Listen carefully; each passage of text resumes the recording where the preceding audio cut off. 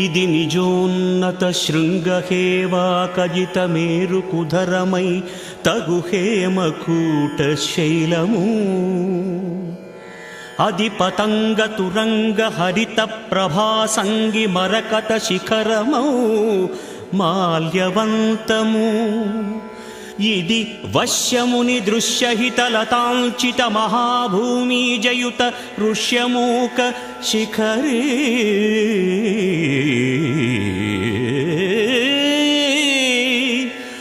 అది మతంగజ బృంహితారవ ప్రతిరవ ప్రదకంధర మతంగ పర్వతంబు